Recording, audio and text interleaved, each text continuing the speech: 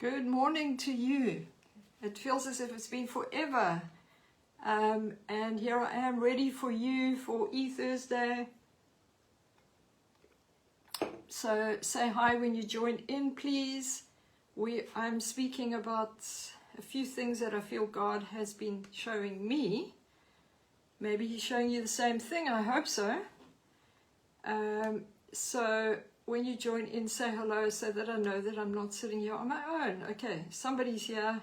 Yay, I'm always glad that somebody joins in. Pauline Crowder Parker, good to see you. Your weather in Scotland looks quite hectic. If you are there now, it looks really hectic. Looks nice, depending on which part of Scotland you're in. I've been speaking to my aunt who lives in, I think she lives in Loch Lomond. I think so, unless she's moved. She used to be in Pitlochry and she's now in Loch Lomond. Could have them back to front, but she says her weather is, it's okay, but windy, but that was around Christmas time. Natasha Fester, good to see you. It's been a long time. When am I seeing you again for real? In person on the 3rd of February, I hope. Bianca Mears, good morning to you. I know you said you're going to register for the 3rd of Feb. Looking forward to meeting you in person. Pauline, you say it's been crazy. Worse to come this week. Loch Lomond. Oh, Loch Lomond. I know. I remember going there as a child, Loch Lomond. Wendy Lee, good morning to you. Wendy, I think it was you who said to me the other day, after I posted up something or a bite-sized video, you said, it looks like I've started the year all guns blazing. Definitely not. Bianca, I'm glad you're looking forward to the 3rd. I haven't started with all guns blazing, and I'll explain why. And maybe it looks like it. I haven't stopped. That's what I'm saying. I haven't stopped. 2023 was a very busy year for me, in a good way. It was very busy. By the time I got to December, I was looking forward to the finish line, where I thought that I could just put my feet up, watch movies. I did a little bit of that. I did. And we did have time off. But in my brain, I was always thinking ahead. I was planning for 2024. Because 2024 is starting off busier than it was, than 2023 did. The first bit of this year. And so I never got out of planning mode. Maybe it's because of what we do. I know Rory's the same. When you're in ministry, you can't just switch off and say, oh, well, I'm going to put God to one side and go on holiday. You know, it's your ministry is your life. And so I never took a break from being in planning mode. I took a break from giving out mode, which was good. You have to have a break from giving out. But my brain was always active about what is God saying, how am I going to implement it in 2024? And so that's what happened with me. So, you know, I don't know what it is. I can switch off if I have to. I don't have a problem with switching off, but I feel it's very important to stay in tune with what God is doing right now, with me anyway. So I'm just going to get straight into it. As people join in, I started the time earlier. I thought I would do an earlier E-Thursday now for the first while. Tuesdays, you'll have to wait and see. It's going to be more spontaneous. But definitely Thursday at 9 a.m. from now on. A lot of people have said to me, you keep changing your times. And I did towards the end of last year to fit different things in. But it's now going to be 9 a.m. on Thursdays. And if I can't do it, I'll let you know. But that's it. You can just think of it as your ladies, not just ladies, everybody's gathering. Good morning, Michelle LaRue and Sharon Wingfield. It's your weekly dose of entertainment. No, I will not entertain you. I'm going to encourage you, mobilize you, awaken you, activate you, get you ready. So that's what Thursday is. You know, back in the day, maybe you still do this. Elmarie Waltman, good morning to you. Maybe you still do this if you go to a regular meeting in the week, your cell group or whatever it is, apart from church. And so you set that time aside, you get up, you get yourself ready, you get your books and whatever, you get in your car and you drive there, and it becomes a regular thing. I'm just making it easier for you. You don't have to go anywhere. You can just get on your phone or your laptop or however you watch me, and you can join me every Thursday at 9 a.m. Megan Hope, nice to see you. I'm excited to see you again on the 3rd of Feb. You all registered, you signed in. Your seat is booked. Okay, so let's get into it. I'm going to pray to give a few more people time to join in. Lord, I thank you for this this new year that we have, even though it's already the 11th. It is a new year, it's a new time, it's a new day, new season. And Lord, I want to pray that your people will hear the clear sound that you are saying to them. We put aside all the busyness, we put aside all the distractions and the noise, and we choose to focus on you at the beginning of this year. As you can hear, that's my word for this year. There is so much you can find on social media about what so-and-so is saying, and this one is saying. One part of the body is saying it's a time of shaking, it's a time of war, it's a time of judgment, exposing sin. One part of the body is saying it's a time of revival and harvest and miracles and a great move of God. And the tension is in between the unknowing and what is familiar and what is unknown yet, because what if everybody's right? What if it's a time of shaking and whatever's going on, and a time of revival and harvest, and it's all just going to mishmash together? But it's not going to help us if we live in this place that is continually unfamiliar and we don't know what to do. So one day we believe this guy because he says it's a time of shaking and a time of war, and we live in a sense of fear because that's what that does to me. Time of war, even though, tagged on the end, good morning Leanne Riffle, even though when people bring these words, it's a time of shaking and exposing, tagged on the end of it is, yeah, God will keep you. But God is a righteous, just God. And, I'm not saying that it's all fairy tales. And Celeste Chambers, good morning to you. I'm delighted to have you online with us this morning too. So, I'm not saying God is always sending puffs of glitter and, happy things, but God will always give us a solution and a way out of whatever's happening. So for me now, I know I ended the year with a word, my word. God gave me a mandate for the season. I don't want to say it's just for a year. For this season in my life, God gave me a mandate. But he also gave me not just a mandate, he gave me something to place my faith in about who he is. Because when God gives you a word, it's never just something to do. God speaks to his people to encourage us to get closer to him, about his character and who he is and how he sees us.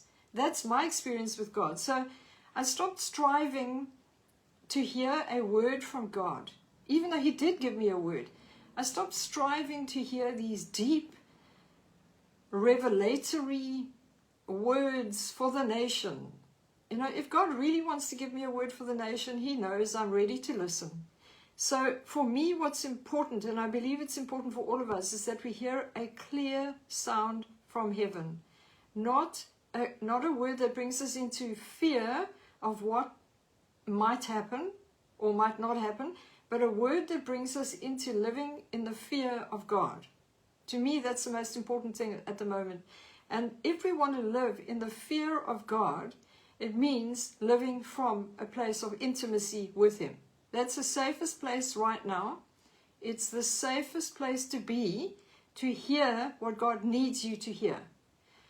I've spoken about this a lot, even during the holiday session, about all the noise out there, and hear what other people are saying. Please, I'm not saying turf them out, they're all wrong. I'm not saying that at all, but hear what other people are saying. If you witness with it, then pray into it. But don't be led by other people's prophecies. Be encouraged, be edified, exhorted, and comforted by words. If words bring you into fear and they bring you into panic mode because now someone prophesied it's a time of war and now maybe I should leave the country, you've got to be hearing from God for yourself. So I'm going to tell you some of the things that God showed me. The first thing is we have to get this right as we start out the year. I look at my calendar and I see all the things that I have to prepare for. Unfortunately, when you minister to people, and I'm speaking to people who could be in ministry now, who are watching or hoping to go into ministry, when you're ministering to people, you have to be disciplined and pray, of course, and study the word and get your notes together. But the ministry should be in you so that when you get up to minister to people, there's an outflow or an overflow of what you are already living in. So being in ministry for me, when I look at the meetings that are up ahead, it's not panic mode. And now I've got to shut myself in and get my act together because I should be in a lifestyle of having my act together already. But when it comes to living this life, in this world that we live in, we need to, there are words that we need to remember. I started to look back at what I was ministering on last year, up until this point, and one word was focus. We need to have a focus as we start out this year. And you know where your focus needs to be, Jesus. We need to be discerning. And I posted something up about that the other day. To discern is so important these days. And also we need to be aligned correctly. Where has God placed you? Is this where you're growing, where you're flourishing, where you can contribute something? Or maybe God still wants you to receive, to grow. Are you in the right place? Are you connected with the right people? My mother is knocking at my door. And I don't know what to do because, would you give me a couple of minutes? Because she walked down here and she's 91. Would you mind giving me a couple of minutes? While I'm at the door explaining to my mother that I can't invite her in, you can pray or talk amongst yourselves, okay?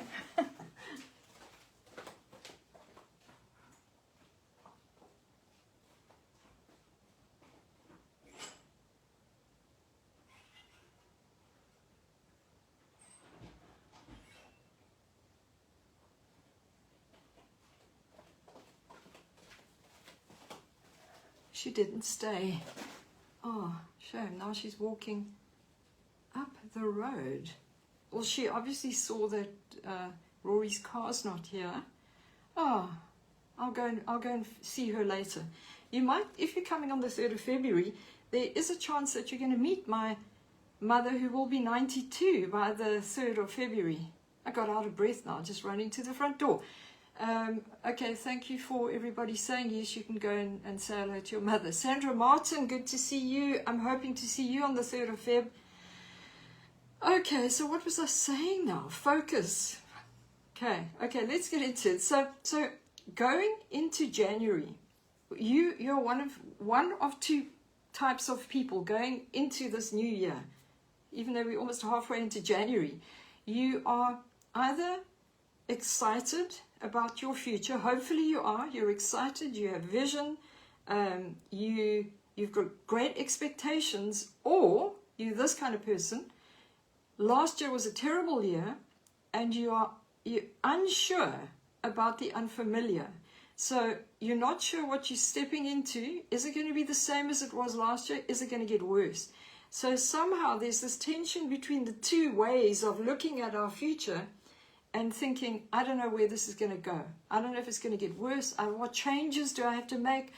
How can I have more impact where God has placed me? What do I do? What will the new year hold?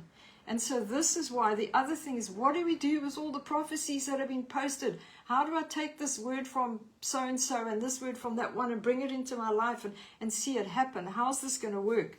How are we going to do this year with God? So a lot of people are starting out this year with all of these huge questions about how's this going to work. And I almost feel like there's this sense of being unsettled in the body of Christ. And we have to come to a place where we say, God, I need to find my place in you. There's only one way to do that. Pursue time with God.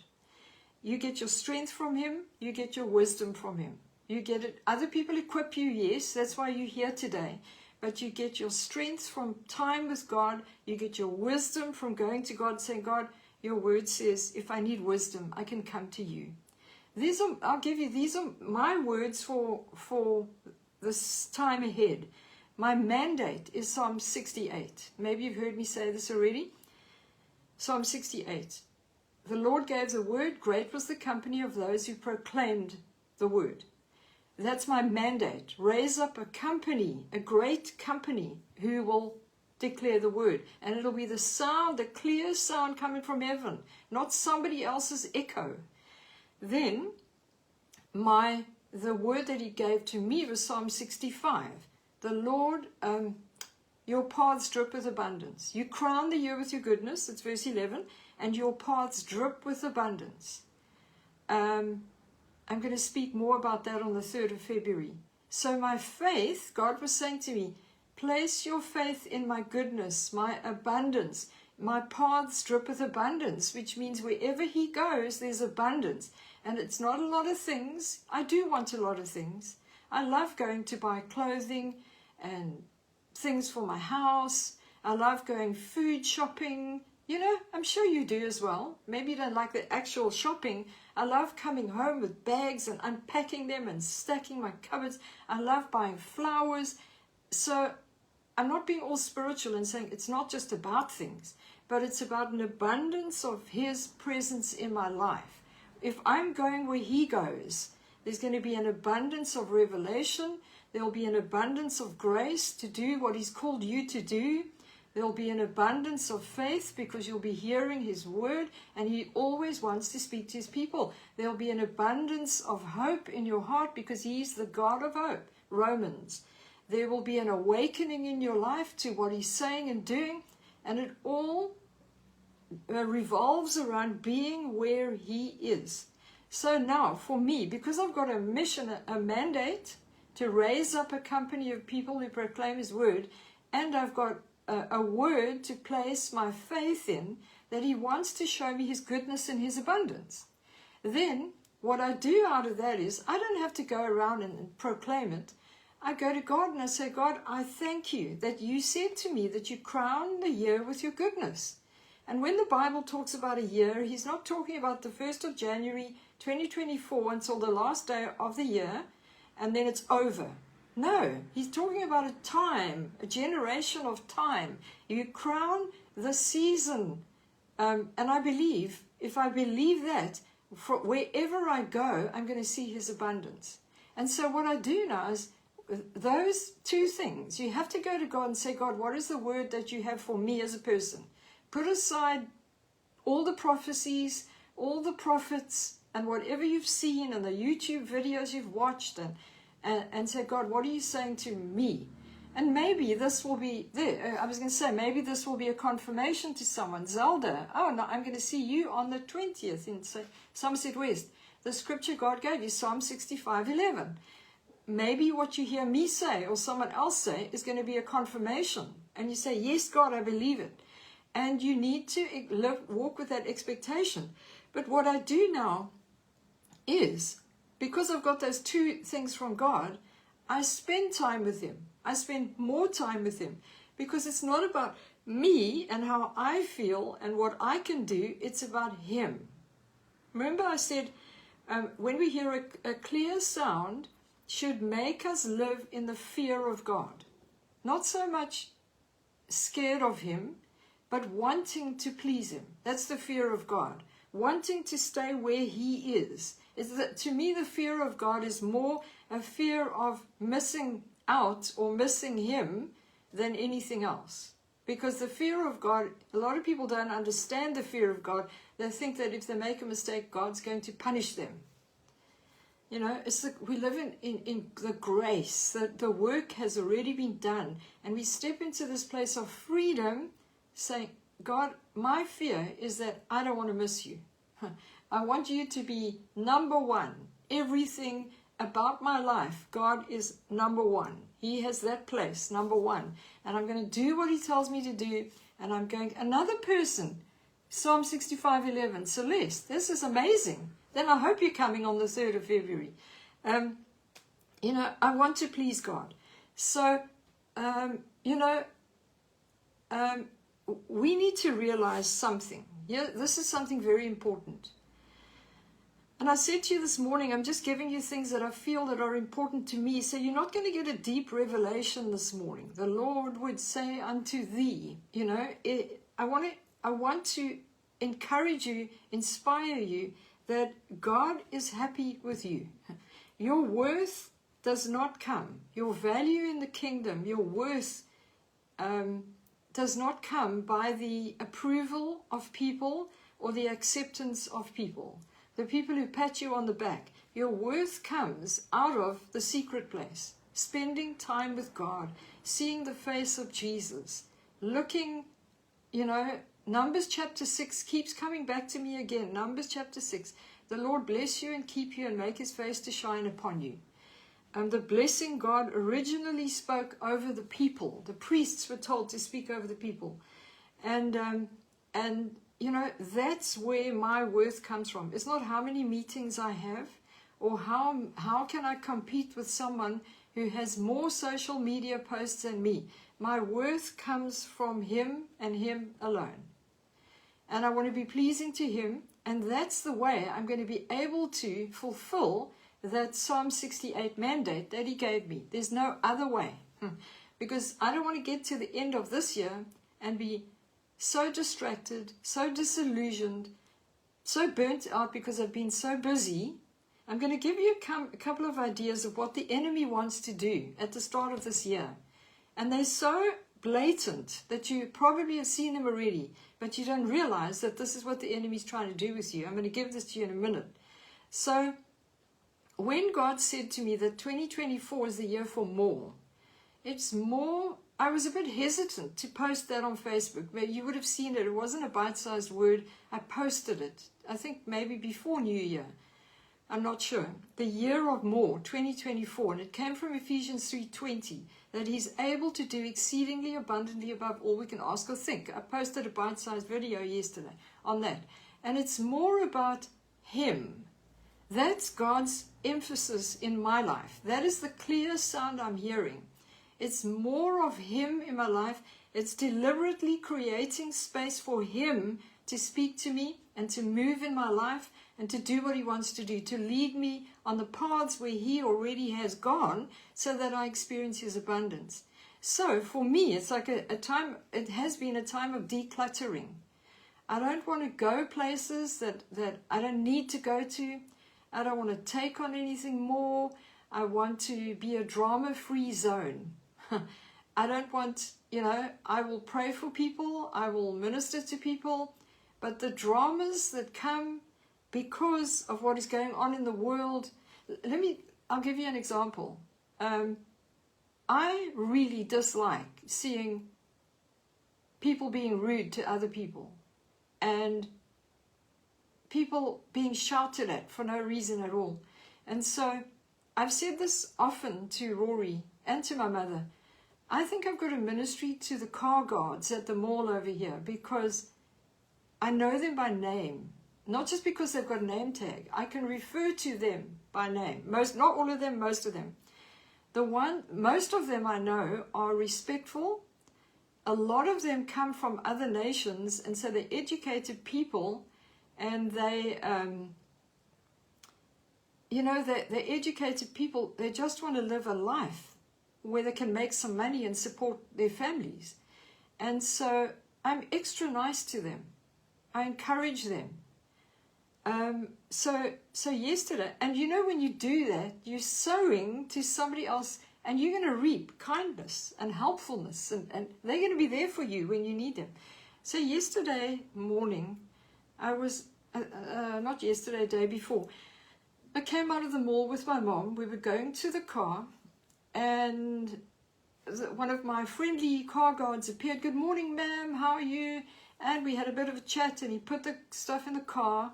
And as we were getting into the car, I heard somebody start shouting and swearing across the parking lot. And I couldn't see anybody, but I saw everybody turn.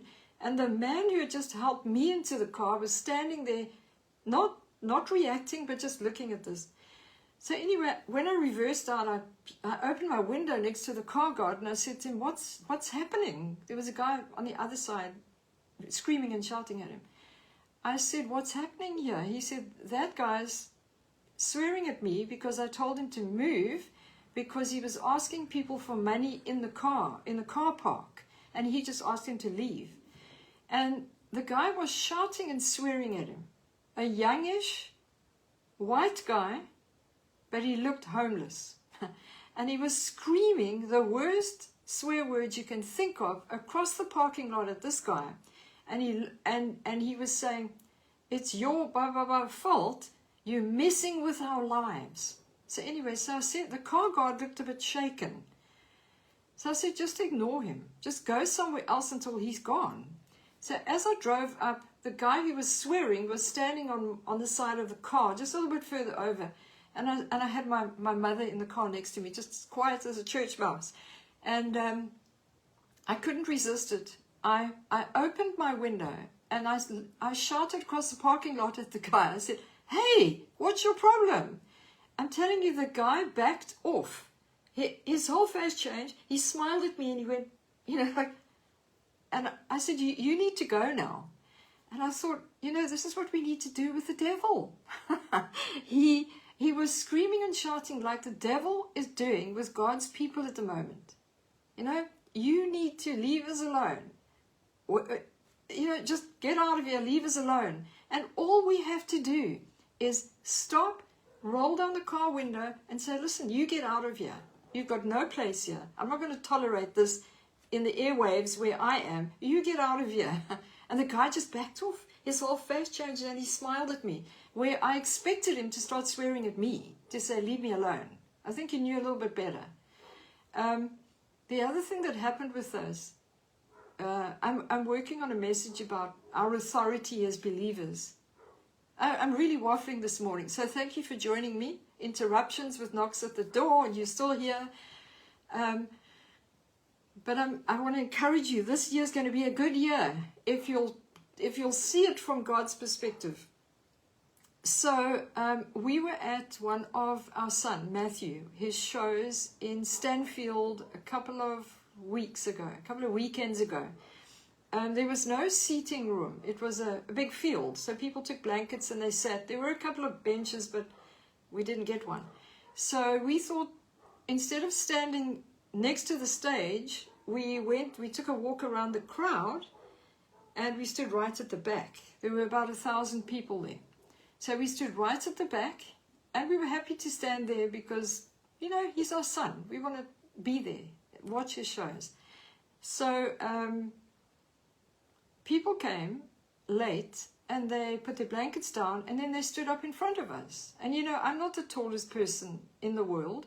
I always get the tallest person who comes and stands in front of me. But now they didn't know who we were at that time.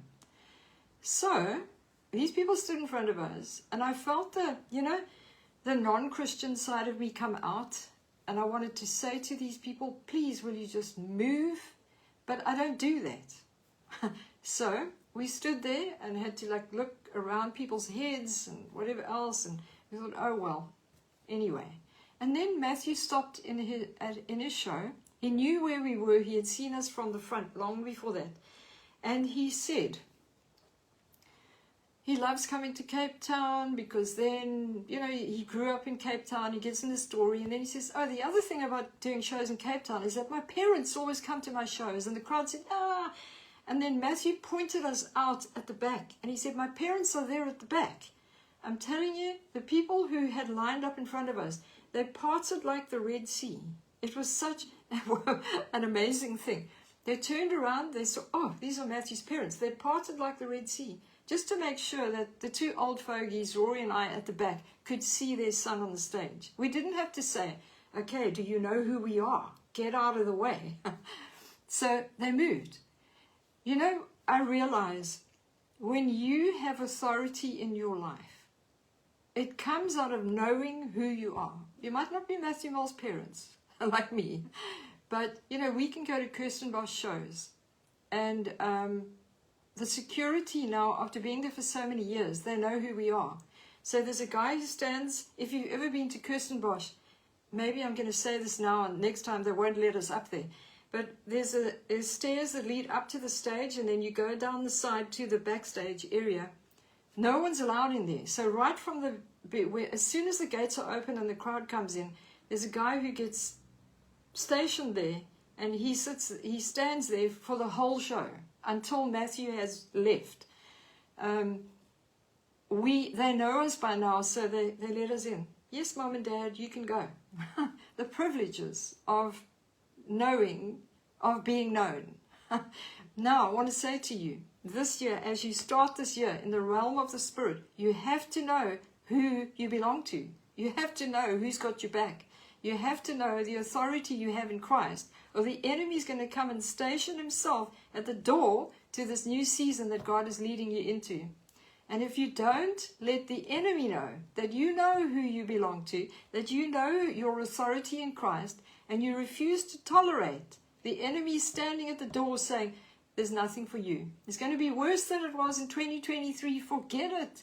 Forget about living as though revival is here. Forget about praying those things. The enemy's stationed at the door, getting you to stop moving in authority. I'm telling you, you've got to exercise your authority in this day. Not in this season, in this day. You have to exercise your authority. And I never live in fear or focused on the enemy. You know this, but I know you and I have to exercise our authority and stop tolerating the stuff.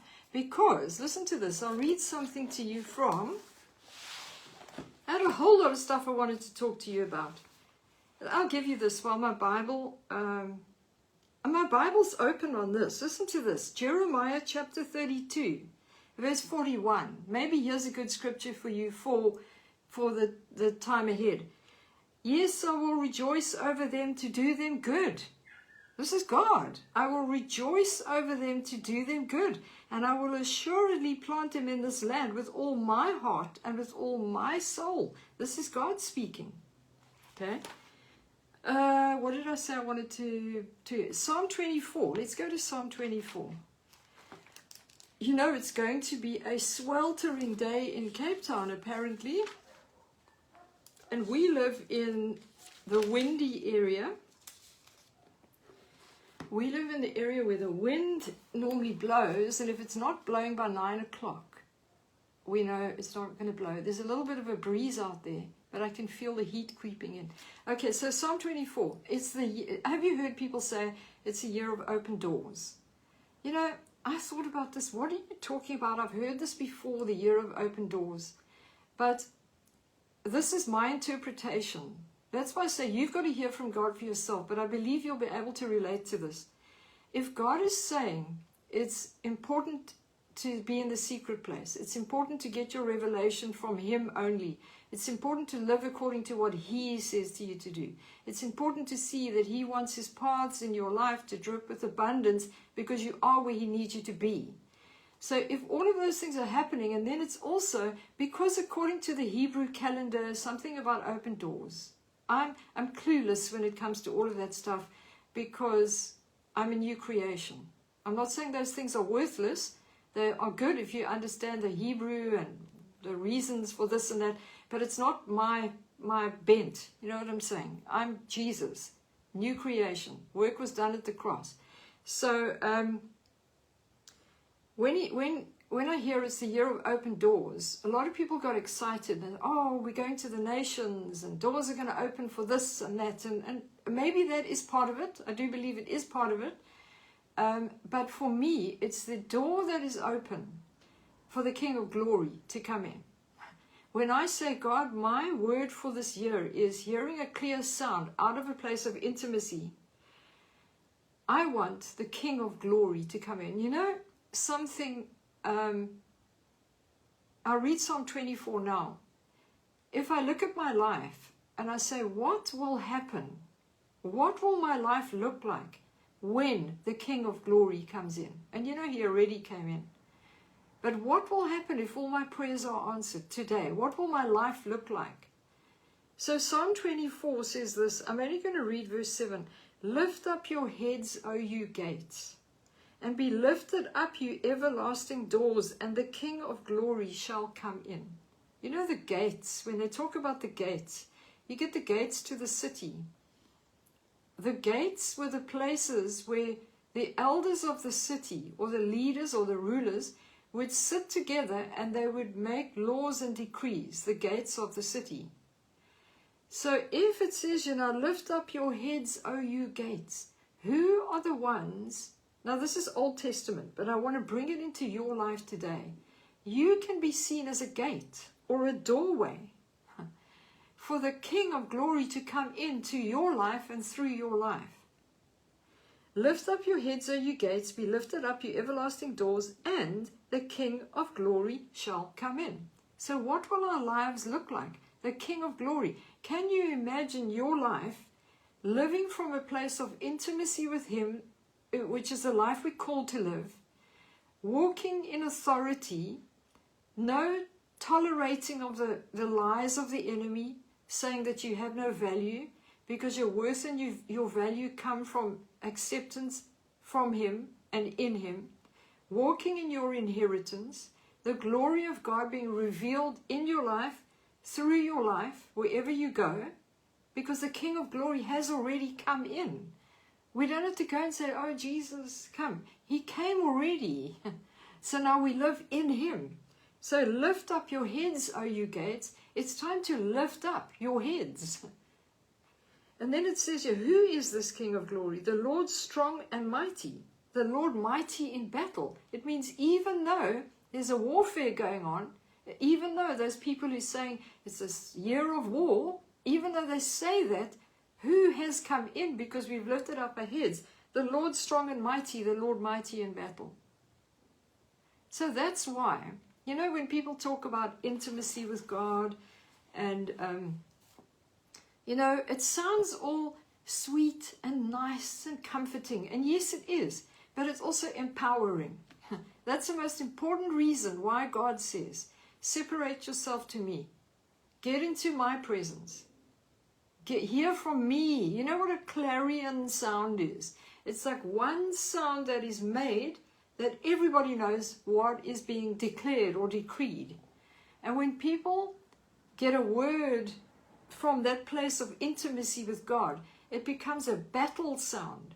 And everybody knows. The enemy heard that sound as well, like the roaring of a lion. When a lion roars, everybody in the vicinity, apparently up to 5 kilometers away, everybody, enemy, friend, foe, neighbor, family member, will hear the roar of the lion. And it's how they respond to that roar is what will matter in their lives. So of course the enemy of the lion, who hears that sound, is going to make sure they get out of the way before the lion appears.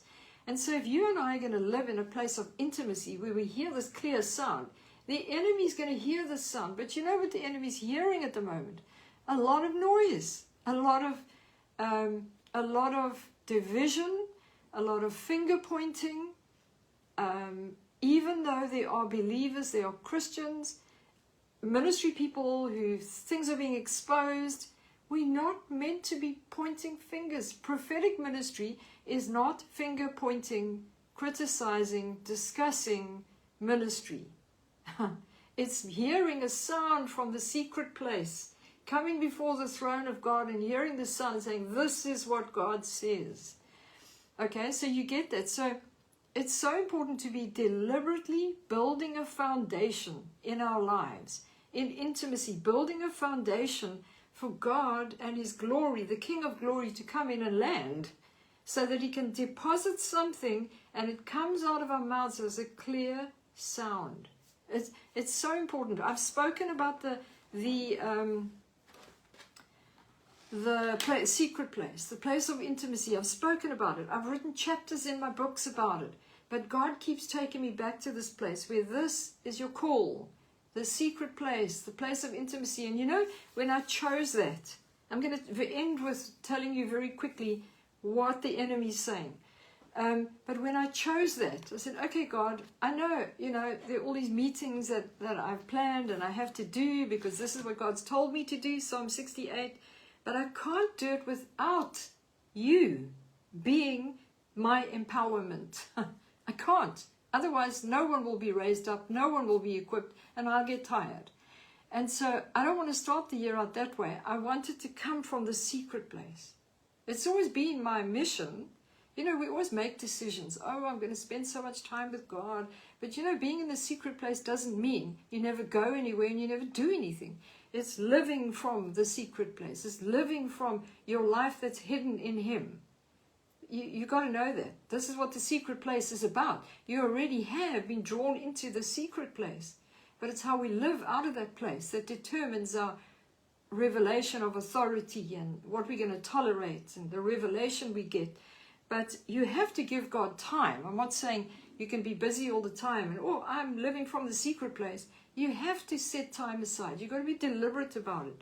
So before I tell you what the enemy's doing, because this is a good foundation for what I feel the enemy's doing, the other thing that keeps coming back to me on a daily basis is, and if you've heard this before, hear it again, but open your ears to hear it clearly. God said to me maybe 8 years ago, maybe longer, it doesn't matter. It's time for my people to celebrate their stretch marks. I remember speaking about this in at one of the meetings I did, or even online towards the end of last year. Celebrate your stretch marks. Or I did a bite-sized video, I don't know what it was. And the first time I heard this, I was standing in a church in Australia next to Rory, who was going to preach that day. Or I don't know who was going to preach, doesn't matter. And God said to me, you know, it was a fantastic time of worship. Whenever we went to Australia, wherever we went, it was as if we were in revival. Online last year, I did. Thank you, Bianca. When we went to Australia, it was as if we had stepped into fresh air. You know what I mean? In revival, it was so easy to minister there. It's so easy to hear from God. So I stood there in the front row and God said, tell my people it's time to celebrate their stretch marks. So I stood there for a while, quite a while, during worship, and I said, God, how do I tell people to celebrate their stretch marks? Because in the natural, if you have stretch marks, you're going to look at them in the mirror and you're not going to want to say, oh, thank you for my stretch marks. I look amazing. I want everybody to see my stretch marks. We do whatever we find or whatever is possible to remove the stretch marks. And so God was saying to me, those stretch marks are actually signs of victory in people's lives, that they've carried the promises of God and they've given birth to the promises of God in their lives. And they're remembering all the battles that they've been through to get that thing to happen, to pray that thing into existence, to call that thing down out of heaven. They're forgetting that they actually have a victory. They're remembering the battles. And if you focus on all the hard times you've been through, and you focus on all the indigestion you got and the weight that you put on in the natural, maybe in the spiritual too, you know, if you focus on all those things, you're not going to celebrate the victories that you see. You're not going to remember the victories. So stretch marks are like a trophy that you gave birth to a child, a human being. And in the realm of the Spirit, God was saying, celebrate what you see as a battle scar. It's a victory. It's a sign that you're still here. It's a sign that you overcame something in the realm of the Spirit. You stopped tolerating at one point in your life the lies of the enemy, and you won that battle with the help of God. And so, again, God's been saying to me, celebrate the victories that you have. Don't look at them as scars from the battle. They're there to remind you that God helped you overcome. So celebrate your stretch marks. The next time you look in the mirror and you see the flaws in your life, you see the scar that you had from something, maybe it's not a stretch mark, you see the, something that you had, a battle that you went through, and you're still here today, begin to see those as remembrances or trophies of victory. We have to be remembering our victories in these days, the victories of God in our lives, instead of focusing on all the stuff, the hard times we went through. Do you know how many people I've spoken to in the church and in the world, whenever they talk about 2023, they say it was a hard year, it was a stretching year, it was the worst year I've been through. And it's like, but now we're in a new year. It's time. God does not work according to our calendar, by the way, just for someone who needed to know. We're just moving on. But it's a time to remember there are battles that have been won. There is territory that's been occupied. There are promises that have been birthed in the realm of the Spirit, and people are still focused more noise than you're hearing from heaven. All the confusion, I spoke about Haman last year, I'm not going to do it again. So the enemy's making a lot of noise, there's a lot of activity going on, and he's trying to shut you down by making you think, I'll get going when everything gets quiet again. It's in the middle of a battle that you got to rise up, because God is with you. He's there, standing right next to you to strengthen you and to protect you and keep you.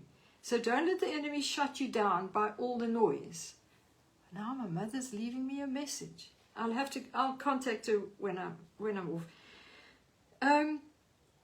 My mother's very traditional. I have to say this to you, because we lived in Scotland for so long. The whole New Year thing is quite a big thing. Pauline, if you're still here, maybe you pick this up. Janine van Skalkweg, good to see you. And Sharon Wingfield, yes, stretch your tent pegs out when the enemy's saying, stay, save it for a rainy day. This is when we stretch. So the whole New Year thing, it's a big tradition in Scotland that you end the 1 year and you have to, I'm probably saying it all wrong now, but it's important that you go to someone else's house as early in the new year as possible, family or someone, and you take a gift with you. And it's normally something like tea or a lump of coal, believe it or not. There's so many stories behind all of this. Now, my mother doesn't do this, but she said to me the other day, it's already whatever the date was, and I still haven't stepped into your house for the new year. I think that's why she came to visit me today, because there's no wind and she can actually take a slow walk down the road. For those of you who joined in late, my mother knocked at the door, and we had only been going for about 5 minutes. And I said to everybody, please will you wait? I've just got to go and tell her that I'm online. She doesn't understand online either. So, okay, so I'll go and see you later. So, okay, the enemy is trying to shut you down. The other one is the enemy wants to keep you so busy with all these great plans so that you'll look back and see, oh, I actually got so busy that I left God out of my planning. Okay? So run away from busyness. Do God's business, but busyness. Okay? He's trying to get people so focused on their ministry and calling more than the one who called them. I've had this, people sending me messages saying, I believe I'm called to this and do this and do that. And I say, that's all good and well, but make sure that you focus on Him, the one who called you, and let your calling flow out of everything you're going to do. Okay? The enemy's trying to remind people, not trying, he's doing it. Remind people of how churches or leaders have let them down before. So they can't trust where they're going now. It's like a sudden thing. It's weird. People who've been in churches or connected with ministries or something for a long time, everything was okay. And then the enemy comes in with a weak spot where you've been hurt before and tries to magnify that thing where you are now to get you to fall back into where you were before. And God has already healed you of those things. And He's trying to remind you, oh, this is going to happen again. Look, they're rejecting you again. This is what they're doing. And all these things it's like a screen has been pulled back and you're being reminded of areas you've been hurt before. Don't tolerate that stuff. Hopefully you are healed and you can trust again and you're in a new place. Also, He's trying to bring out the vulnerable or the weak spots and tell God's people that God's not happy with His church. I've got to sort this out now. There are people who have taken prophetic ministry and it's now become finger-pointing ministry instead of raising people up to pray ministry. So there are people in the name of a prophetic word, they don't realize it, but they're seeing things from a skewed perspective, where they're seeing the problems that are there, but instead of praying about the problems, they're declaring them as a prophetic word. So you will hear a lot of people are saying, yes, God is exposing things. I started saying this before. God is exposing things. God is doing this and doing that. And yes, he is. But it's not for every single person to blast it over the social media airwaves to say this is what God's doing. Because that creates unsettling in immature believers. So we've got to be very careful what we say and what we post, saying this is a word from God. Which is why I always stick to my focus is Jesus. My mission is equipping people to hear the voice of God. That's my mission. And my personal word is God is good. That's the foundation. And sometimes in the goodness of God, he does shake. Yes, I'm not denying that. But we cannot be using prophetic words to say this is who God is and this is what he's doing. I've seen a lot of people, none of you here online, okay? But I've seen a lot of people who have been in ministry for a long time, and suddenly there's this, because 2024 started, now it's like God is doing this and God is waging war against his church. Please, come on. God is building his church up and empowering his church. Okay, you've got to get that. Also, here's a big one, and I think I'm going to end with this one. The devil is telling God's people the vision or the dream they have for the future is all in their imagination. Maybe you've heard that. It's because people are looking back at the hard years and they're saying, okay, it must be my imagination. I can't believe that this is going to happen. So deal with anything. This is how you do it. You deal with anything that robs you of dreaming God's dream. You've got to deal with it. You've got to tear it down. You've got to say, God, you have said this to me. I tear down every lie that's robbing me of faith. I tear down every word that lines up with my circumstance, because God will always speak a word of change about your circumstance. So, let me give you a few scriptures quickly.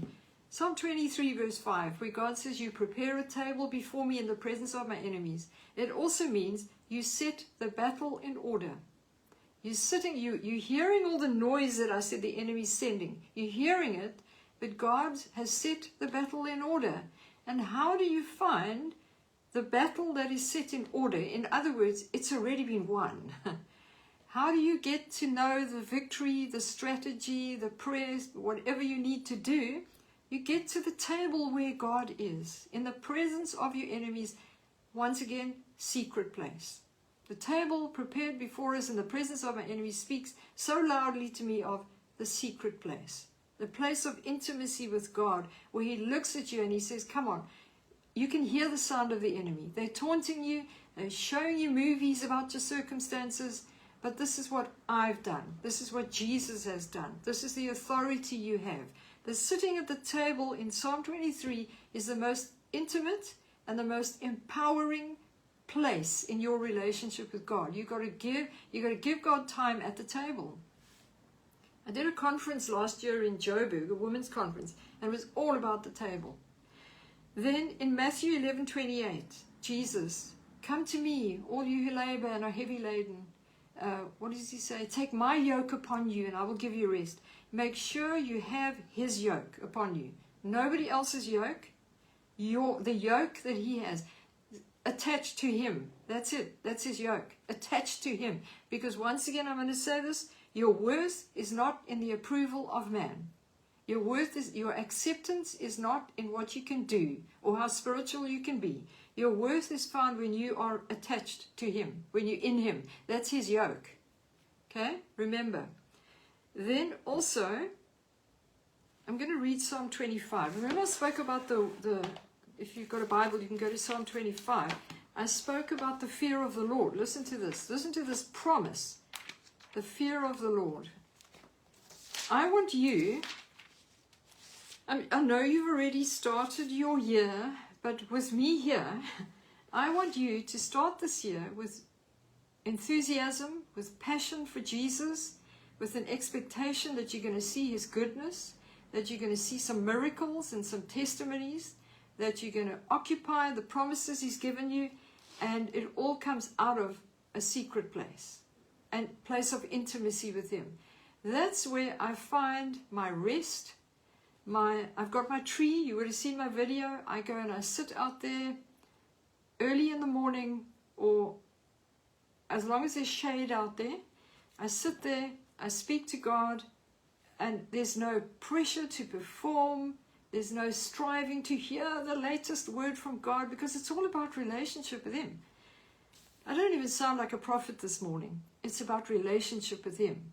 I'm tired of trying to find the latest word. You know, I can't. If God gives it to me, I'll be very happy, but I don't need it. There are enough people with the latest word. I want to point people to Jesus, because I know that's where you grow. That's when you become more like him. Psalm 25. Who is the man that fears the Lord? So if we live with God, number one, pleasing him is our number one mission in life. Him shall he teach in the way he chooses. Do you want an answer from God about what's going on in your life, about where you need to go, about which job you need to take? Him shall he teach in the way he chooses. A benefit of living in the fear of the Lord. He himself shall dwell in prosperity. In other words, whatever you do is going to succeed, because you do it from intimacy and the fear of the Lord. There's no, to succeed. You're going to prosper. Prosperity is to succeed, to increase, and to advance. And his descendants shall inherit the earth. You're going to have offspring that walk in the blessing that is on your life, but over and above what you've seen God do. Not just your natural children. You're going to build into the lives of other people. The secret of the Lord is with those who fear him. Don't you want to know his secrets? And he will show them his covenant. Isn't that amazing? That's Psalm 25, 12 to 14. That is a benefit of living from the secret place and in the fear of the Lord. So, okay, I think I've basically given you all my ramble and all my waffle for today. Here's another one. I'll give this to you quickly. Zephaniah 3:17. He rejoices over you with singing. He's not looking at you today saying, oh, I'm so unhappy with so-and-so. She doesn't pray enough, or he doesn't do enough. He doesn't give enough money, and, all the laws we put ourselves under. He rejoices over you with singing, just because you make a decision to turn to him. That's what I love about God. No performance, no stress, no striving. He's good. He wants to show you his goodness. So, when you end off here, when you click goodbye on here and I say goodbye, find somewhere, if you can, to go and sit with God and say, God, I recognize these things that the enemy's doing in my life, shouting these things to me and telling me, showing me all my past hurts and my vulnerable areas. And say, God, come and heal me of those areas so I can trust again. I can have hope again. And then, if you've recognized in your life that you've entered into a place of striving to get approval from people, go and repent. I mean, I've done that. I repent, Lord.